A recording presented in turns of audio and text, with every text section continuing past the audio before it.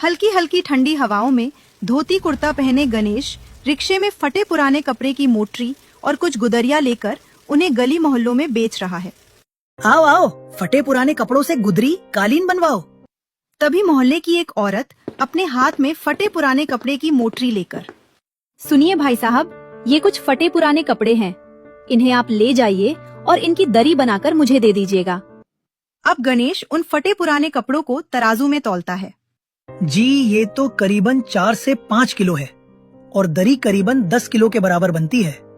तो आप थोड़े और कपड़े दे दीजिए या फिर ऊपर से कुछ पैसे दे दीजिए।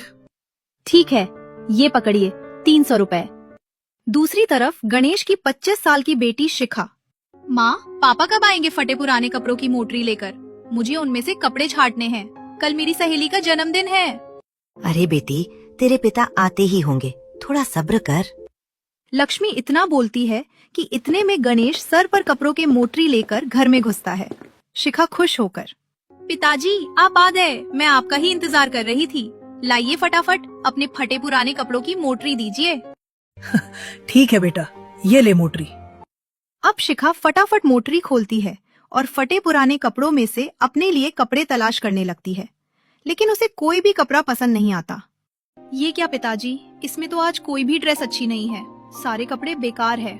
अरे तू क्यों अपने पिताजी के आगे इतना जिद करती है? तू जानती है ना कि हमारा परिवार फटे पुराने कपड़ों में से ही कपड़े छाटकर पहनता है। जैसे तैसे तो तेरे पिताजी इन कपड़ों से दरी बनाकर हमारा घर चला रहे हैं। पर माँ, मुझे अपनी दोस्त के बर्थडे पार्टी पर जाना है। अच्छा बेटी, उदास मत हो, मेरे पास 200 रुपए है, ये लो। तुम इन पैसे से बाजार जाकर अपने लिए कोई सस्ते कपड़े खरीद लेना। आपने तो और अपनी बेटी को सर चढ़ा रखा है। अब शिखा खुशी खुशी पैसों को लेकर बाजार आती हैं और बड़े बड़े दुकानों के बाहर बिकते रिजेक्टेड फटे पुराने कपड़ों में से अपने लिए कपड़े छाटने लगती है। ये क्रॉप टॉप काफी अच्छा लग रहा है और ये बैगी जीन्स भी, पर ये क्रॉप टॉप का कंधा फटा है और ये जीन्स भी काफी पुरानी है, इसकी सिलाई काफी हल्की हो गई है, कहीं ये पहनते ही फट ना जाए। भैया, थोड़े मजबूत कपड़े नहीं है क्या? अरे बिटिया, 100-200 रुपए में तुम्हें ऐसे ही फटे पुराने कपड़े मिलेंगे जिनकी सिलाई उधरी हुई होती है। पक्की सिलाई वाले कपड़े तो दुकान में मिलते हैं। अब मायूस होकर शिखा वही कपड़े खरीद लेती है और उसे सिलाई मशीन से सिलकर ठीक करके पहनकर दोस्त के पार्टी में जाती हैं। लेकिन कपड़ों पर अलग रंग के धागे की सिलाई देखकर पार्टी में आई लड़कियां अरे शिखा, ये क्या, तुम अपने कपड़े हाथ से सिलकर पहन कर आई हो? ये कपड़े तो साइड से सिले हुए लग रहे हैं, सिलाई भी इनकी उधरी हुई है। लग नहीं रहे, ये ऑलरेडी फटे ही हैं एक्चुअली। शिखा हमारे ग्रुप में रोड साइड से फटे पुराने कपड़े खरीद कर ही पहनती है। लेकिन शिखा, तुम्हें पार्टी में तो ऐसे कपड़े पहन के नहीं आना चाहिए था। अब ये सुनकर शिखा बहुत अनकंफर्टेबल हो जाती है और मायूस होकर पार्टी से घर आ जाती है। इसी तरह अगले दिन पड़ोस की कलावती अपने हाथों में पुराने कपड़ों को लेकर लक्ष्मी के घर आती है। ये लो लक्ष्मी, ये कुछ फटे पुराने कपड़ों की मोटरी है। अपने पति से कहकर मेरे लिए इन कपड़ों से अच्छी दरी और पायदान बनवा देना। और सुनो, इन कपड़ों में से कुछ कपड़े अगर अपने लिए छाटने हो तो छाट लेना, क्योंकि तुम्हारी बेटी और तुम तो फटे पुराने कपड़ों में से ही कपड़े छाट कर पहनती हो ना। कलावती की बात सुनकर लक्ष्मी और उसकी बेटी शिखा को शर्मिंदगी महसूस होती है। उन्हें ये अल्फाज किसी ताने से कम नहीं लगते, लेकिन गरीबी की मार से वो लोग चुप रहती हैं। आपका बहुत बहुत शुक्रिया कलावती आंटी। अब अगले दिन शिखा से मिलने उसकी फ्रेंड उसके घर आती है, जहाँ शिखा पुराने रद्दी फटे चिटे कपड़ों में से अपने लिए कपड़े छाट रही होती है। अरे शिखा, तुम अब तक लोगों के यहाँ से आए हुए फटे पुराने कपड़ों में से कपड़े छाट कर पहनती हो? मुझे तो लगा था कि अब तुम्हारा स्टैंडर्ड थोड़ा बदल गया होगा। नहीं, मैं अब भी वैसी ही हूँ। वैसे क्या बुराई है इन कपड़ों में? मेरे पिताजी जो कपड़े लेकर आते हैं वो बड़े बड़े कोठी बंगले से ही लेकर आते हैं, और ऐसे बड़े बड़े बंगले कोठी में रहने वाले लोग इन कपड़ों को 1 से 2 बार ही पहनते हैं। उसके बाद उनके लिए ये कपड़े यूजलेस हो जाते हैं, जिन्हें हम जैसे गरीब लोग आराम से पहन लेते हैं। ओह गॉड, तुम और तुम्हारी ये गरीबों वाली बातें मेरी समझ से तो परे है। मैं जा रही हूँ। तभी वहाँ पर लक्ष्मी आती है। बेटी, मुझे बहुत दुख होता है कि मैं अपनी 25 साल की बेटी को फटे पुराने कपड़े पहनाती हूँ। तेरी सहेलियाँ भी तुझे ताने देती है। माँ, मुझे उनकी बातों से फर्क नहीं पड़ता। मैं अपने घर के हालात को बहुत अच्छी तरीके से जानती हूँ। इसी तरह एक दिन शिखा घर का सामान खरीदने बाहर जाती है। तभी उसे बड़े बड़े दुकानों में डिजाइनर ड्रेस दिखते हैं। हे भगवान, ये डिजाइनर कपड़े कितने खूबसूरत होते हैं। ये मखमली, सिल्क, ऑर्गेनेसा, इन कपड़ों की बात भी कुछ अलग ही होती होगी। न जाने कब ये कपड़े मेरे बदन पर होंगे। लगता है मेरा डिजाइनर कपड़े पहनने का सपना सपना ही रह जाएगा। अब सामान खरीदकर शिखा घर आ जाती है। इसी तरह कुछ हफ्ते गुजरते हैं और एक दिन शिखा अपने घर के बाहर सुई धागे से दरी सील रही होती है। तभी उसके घर के सामने एक बड़ी सी कार तेजी से रुकती है और कार में बैठा शख्स बाहर निकलता है। ओह गॉड, इस गाड़ी को भी अभी खराब होना था। ओह शीट, मेरा एक कोट भी फट गया जल्दीबाजी में कार से बाहर निकलने के चक्कर में। अब ऑफिस मीटिंग में इन फटे कपड़ों में कैसे अटेंड करूंगा। वही शिखा उस अनजान शख्स को परेशान देख उसके पास आती है। अरे क्या हो गया? आप काफी परेशान लग रहे हैं। हाँ, वो दरअसल मेरी गाड़ी खराब हो गई थी। मुझे नहीं पता था कि इस गांव का रास्ता इतना खराब है। वेल, अब गाड़ी तो ठीक हो गई है, पर मेरा ये ड्रेस फट गया है और इस फटे ड्रेस में मैं मीटिंग के लिए कैसे जाऊंगा। अरे इतनी सी बात, लाइए इसे मैं ठीक करने देती हूँ। मैं सिलाई का काम जानती हूँ। अब केशव अपना कोट लेकर शिखा के घर में आता है। शिखा सिलाई मशीन पर कोट सिल रही होती है और केशव बस उसे एक टक निहारे जा रहा होता है। ये लीजिए, हो गया। अरे कहाँ खो गए आप? लीजिए, आपका कोट हो गया, रेडी। केशव अकबका कर, थैंक यू सो मच। तुमने ये कोट काफी अच्छी तरीके से ठीक कर दिया। तुम मुझे अपना नंबर दो, मैं फिर कभी जरूरत हुआ तो आऊंगा। शिखा मुस्कुराते हुए केशव को अपना नंबर दे देती है। वही केशव मीटिंग के लिए निकल जाता है। फिर मीटिंग खत्म करके केशव अपने घर पहुंचता है। केशव का घर एक आलीशान कोठी की तरह होता है, जिसकी बाहरी दीवारों संगमरमर के पत्थर से बनी हुई होती है। उस घर में रहने वाले सभी सदस्य डिजाइनर कपड़ों के साथ एक्सपेंसिव ज्वेलरी कैरी करते हैं। अब केशव अपने परिवार वालों के साथ खाना खाता है और अपने कमरे में जाता है। वो लड़की कितनी अच्छी थी, उसकी बातें मेरे दिमाग में घूम रही है। और ये कोट भी उसने अपने हाथों से सिला था। मुझे उससे एक बार और मिलना है। अब एक दो दिन बाद केशव फिर से शिखा के घर के पास पहुंचता है। अरे आप? हाँ, वो तुम्हारे पैसे देने थे ना, ये लो। अरे इतने छोटे मोटे काम के लिए मैं पैसे नहीं लेती। वो तो मामूली सी सिलाई थी। अरे नहीं, रख लो पैसे। नहीं नहीं, रहने दीजिए, अपनों से क्या पैसे लेना। ये सुनकर केशव मुस्कुरा देता है। क्या कहा तुमने? मतलब तुम मुझे अपना मानती हो? शिखा बिना कुछ कहे बस मुस्कुरा देती है। केशव को जवाब मिल जाता है और वह चुपचाप वहां से चला जाता है। इस दिन के बाद से दोनों की ही फोन पर लगातार बात होनी शुरू हो जाती है। कुछ महीने गुजरते हैं, जिसके बाद केशव ये बात अपने घर वालों से बताता है। पर बेटा, वो लड़की गरीब है, तो तुम दोनों का माइंडसेट मैच तो होगा ना। मम्मी जी, उस लड़की के बारे में इतना डिस्कशन करने की जरूरत ही नहीं है, क्योंकि मैं देवर जी की शादी अपनी बहन से करवाना चाहती हूँ, जो मेरी तरह ही फैशनेबल है और डिजाइनर कपड़े पहनती है। मुझे वो गरीब लड़की अपनी देवरानी के रूप में बिल्कुल नहीं चाहिए। भाभी, ये क्या जबरदस्ती है? मैं आपकी बहन को बिल्कुल भी पसंद नहीं करता। शादी तो बहुत दूर की बात है, और माँ में शादी करूंगा तो सिर्फ और सिर्फ शिखा से। अच्छा ठीक है बड़ी बहू, तुम अपनी बहन को मना कर दो। अगर मेरा बेटा उस लड़की से शादी करना चाहता है तो जरूर उसमें कोई बात होगी। हम उससे मिलना चाहते हैं। अब अगले दिन केशव अपने परिवार को लेकर शिखा के गरीब घर में पहुंचता है, जहां उसके पिता फटे कपड़ों को कैंची से काट रहे होते हैं और शिखा दरी सील रही होती है और माँ चूल्हे पर खाना पका रही होती है। अरे केशव जी, आप? और ये लोग, ये आपके माता पिता है? हाँ शिखा, ये मेरे माता पिता हैं, जो स्पेशली तुमसे मिलने आए हैं। मुझसे? बेटी, ये सब क्या है और कौन है ये लोग? कैसे अनजान बन रहे हैं ये गरीब दो कौड़ी के लोग। पहले मेरे देवर को फंसा लिया और अब शराफत का चोला ओढ़ रहे हैं। जी आप लोग घबराइए मत, मैं यहाँ आपकी बेटी के लिए रिश्ता लेकर आई हूँ। क्या हम जैसा गरीब परिवार जो फटा पुराना कपड़ा पहनकर उसे बेचकर अपना घर चलते हैं, आप ऐसे परिवार की लड़की से अपने बेटे की शादी करना चाहते हैं? जी बिल्कुल करना चाहते हैं। अगर मेरे बेटे ने आपकी बेटी को पसंद किया है तो जरूर उसमें कोई बात होगी। अब आप एक अच्छा सा मुहूर्त निकलवाइए।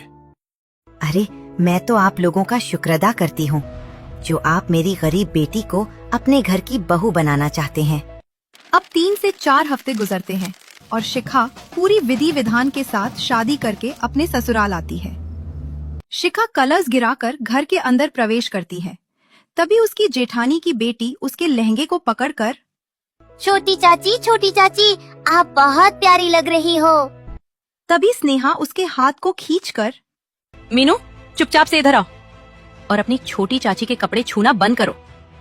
पता नहीं किस कबाड़ के ढेर से तुम्हारी चाची ने ये फटा पुराना लहंगा अपने लिए तैयार किया होगा। बड़ी बहू, छोटी बहू ने अपने पीहर के आर्थिक स्थिति के हिसाब से जो भी पहना है वो उस पर बहुत खूबसूरत लग रहा है। हाँ छोटी भाभी, आप काफी अच्छी लग रही है। अब जाइए, आप आराम कर लीजिए। हाँ बहू जाओ, फिर कल तुम्हारी मुंह दिखाई की रस्म भी है। अब अगले दिन शिखा नहा धोकर पुरानी साड़ी पहनकर तैयार हो रही होती है। तभी वहाँ उसकी सास अपने हाथों में ऑर्गेन्जा फैब्रिक की डिजाइनर साड़ी लेकर आती हैं। बहू, ये लो, मैं तुम्हारे लिए डिजाइनर साड़ी लेकर आई हूँ। तुम इसे पहनकर तैयार हो जाओ। सुजाता साड़ी रखकर चली जाती है। वही शिखा साड़ी उठाकर, अरे माँ जी ने तो कुछ ज्यादा ही डिजाइनर साड़ी दे दी है। ऐसी डिजाइनर साड़ी तो मैंने कभी नहीं पहनी है। इसे कैसे पहनते हैं? अब शिखा पहली बार डिजाइनर साड़ी पहनने की कोशिश करती है, लेकिन उसे ड्रेपिंग की समझ नहीं होती और वो साड़ी उलझकर फट जाती है। हे भगवान, माँ जी की दी हुई डिजाइनर साड़ी तो मैंने फाड़ दी। अब क्या होगा? दूसरी तरफ मेहमान आकर बैठे होते हैं। अब सुजाता अपनी बड़ी बहू के साथ शिखा के कमरे में आती है, जहाँ बेड पर फटी हुई साड़ी रखी होती है। हे भगवान, छोटी बहू, तुमने इतनी महंगी डिजाइनर साड़ी फाड़ दी। माँ जी, मैंने तो इस गरीब लड़की से यही एक्सपेक्ट किया था। ये 2 कौड़ी की गरीब लड़की जो फटे पुराने कपड़े को पहनती है, वो इस डिजाइनर साड़ी को कैसे ही पहन सकती है? इसने कभी ये साड़ी देखी भी थी? हाँ जेठानी जी, आप सही कह रही है। मैंने आज से पहले कभी ऐसी महंगी साड़ी ना तो देखी है ना ही पहनी है, जिस वजह से मैं इसे ठीक तरीके से नहीं पहन पा रही थी और फिर मैं साड़ी में उलझ गई और खींचातानी में ये साड़ी बीच से फट गई। हे भगवान, रुको, मैं दूसरी साड़ी लाकर देती हूँ। अब सुजाता फटाफट एक दूसरी डिजाइनर साड़ी गहने लाकर शिखा को देती है, जिसे बड़ी ही सावधानी से शिखा पहनकर मेहमानों के पास आती है। अरे बहू तो बहुत मासूम है। सुजाता तुम्हारी एकदम फुल सी नाजुक बहू लेकर आई हो। हाँ, बहू की पहली छवि से ही बहू काफी सुंदर और संस्कारी लग रही है। किसी की नजर न लगे। ये लो बहू, मुंह दिखाई का तोहफा। अब सभी लोग शिखा को देखकर उसकी तारीफ करके वहाँ से चले जाते हैं। चलो बहू, सभी लोग राजी खुशी तुम्हारी मुंह दिखाई करके चले गए। अब तुम अपने हाथ से कुछ रसोई में जाकर बना लो। अब शिखा रसोई में आती है और सबके लिए स्वादिष्ट पकवान बनाना शुरू करती है। कुछ देर बाद शिखा डाइनिंग टेबल पर खाना परोसती है। सभी लोग खाना खाते हैं। बहू, खाना तो बहुत अच्छा बनाया है तुमने। हाँ, खाना तो अच्छा बना है। हाँ, सच में खाना बहुत स्वादिष्ट है। तुमने बताया नहीं कभी शिखा कि तुम इतना अच्छा खाना बनाना भी जानती हैं। हे भगवान, पता नहीं इस गरीब 2 कौड़ी की लड़की ने अपने हाथ ठीक से धोए भी थे कि नहीं इस खाने को बनाने वक्त। मुझसे नहीं खाया जाएगा ये। अब इसी तरह 2 से 3 दिन बाद सुजाता घर में किटी पार्टी रखती है। छोटी बहू, बड़ी बहू, आज मैंने घर में किटी पार्टी रखी है। मेरे कुछ फ्रेंड्स आ रहे हैं, तो तुम दोनों ही अच्छे से तैयार हो जाना। छोटी बहू, मैंने तुम्हारा डिजाइनर ड्रेस तुम्हारे कमरे में भिजवा दिया है। ठीक है मम्मी जी। अब दोनों ही बहू अपने अपने कमरे में जाकर तैयार होने लगती है। स्नेहा अपने कमरे में डिजाइनर गाउन, हल्का मेकअप, स्टाइलिश नेकलेस पहनकर तैयार हो रही होती है। दूसरी तरफ शिखा अपने डिजाइनर गाउन को देखकर परेशान हो रही होती है। हे भगवान, ये डिजाइनर गाउन कैसे पहनते हैं? मुझे तो समझ नहीं आ रहा है कहाँ इसका गला है और किस तरफ से इसकी बाजू जा रही है। अब कुछ देर बाद स्नेहा तैयार होकर किटी पार्टी में शामिल हो जाती। अरे स्नेहा बहू, तुम तो बहुत हॉट लग रही हो और तुम्हारी डिजाइनर ड्रेस भी बहुत अच्छी है। वैसे तुम्हारी देवरानी कहाँ है? अरे शिखा नहीं आई। नहीं, शायद आ ही रही होगी। सुजाता इतना कहती है कि तभी लड़खड़ाते हुए शिखा सबके सामने आती है और सभी लोग शिखा को देखकर तेज तेज हंसने लगते हैं, क्योंकि शिखा ने अपना डिजाइनर गाउन उल्टा पहना हुआ होता था। अरे, ये किस तरह से तेरी बहू ने डिजाइनर ड्रेस पहना है सुजाता? इसके आगे का गला पीछे और पीछे का गला आगे है। सुजाता, तेरी बहू तो जोकर लग रही है। इसने आज से पहले डिजाइनर ड्रेस नहीं पहना क्या? लीजिए माँ जी, एक बार और इस लड़की ने हमारी बेइज्जती करवा दी। वैसे आप लोग ठीक कह रहे हैं, इसने आज तक कभी डिजाइनर कपड़े नहीं पहने और आज इसे पहनाया भी तो इसने हमारी बेइज्जती करवा दी।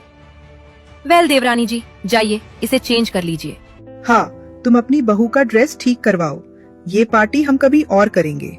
अब शिखा सिंपल साड़ी पहनकर अपनी सास के पास आती है। बहू, तुम्हारी गलतियों को देखकर मुझे अब ऐसा लग रहा है कि मैंने तुम्हें इस घर की बहू बनाकर बहुत बड़ी गलती कर दी। ये सुनकर शिखा की आंखों में आंसू आ जाते हैं। वही सुजाता गुस्से से वहाँ से चली जाती। तभी वहाँ अदिति आती है। भाभी शांत हो जाओ, मम्मी की बात का बुरा मत मानो। जब उनका मन हल्का होगा तो वो आपसे प्यार से ही बात करेंगी। अब शिखा धीरे धीरे फोन में देखकर डिजाइनर कपड़े पहनना सीखती है और कभी कभी अदिति की मदद लेती है। हाँ भाभी, अब आप सही तरीके से डिजाइनर कपड़ों को पहन लेती हो और वैसे आप बहुत खूबसूरत लग रही हो। अब शिखा शीशे के पास मखमली डिजाइनर साड़ी में चमकते गहनों के साथ खुद को देखकर, सच में मैं तो किसी महारानी से कम नहीं लग रही हूँ। तुम्हें पता है अदिति, एक टाइम था जब मैं अपने मायके में फटे पुराने कपड़ों में से फटे कपड़ों को छाट कर उन्हें सिलकर अपने पहने लायक बनाती थी, और अब मैं अपने ससुराल में हर दिन डिजाइनर कपड़े पहन रही हूँ। हाँ भाभी, मैं जानती हूँ आपका पास्ट काफी स्ट्रगलफुल था, बट अब आप उन पलों को भूल जाइए। इसी तरह कुछ हफ्ते गुजरते हैं और एक दिन सुजाता अपने हाथों में पुराने कपड़ों की मोटरी घर से बाहर निकाल रही होती है, जिसे देख शिखा, अरे माँ जी, आप इन कपड़ों को बाहर क्यों फेंक रही है? मैं इन फटे पुराने रिजेक्टेड कपड़ों से घर के लिए एक खूबसूरत मखमली कालीन बना सकती हूँ। ये सुनकर स्नेहा कहती है, उसे मखमली कालीन नहीं देवरानी जी, गुदरी बनाना कहते हैं। वो गुदरी जो आप शादी से पहले फटे पुराने कपड़ों से बनाती थी, यही आपका असली स्टैंडर्ड है। बड़ी बहू शांत हो जाओ और छोटी बहू अपने स्टैंडर्ड को हमारे फैमिली के स्टैंडर्ड से मेंटेन करना सीखो। हमारे घर की बहू ये गुदरी बनाने का काम नहीं करती। मैं ये कपड़े डोनेट कर रही हूँ असहाय लोगों को, और ये मेरी तुम्हारे लिए आखिरी वार्निंग है।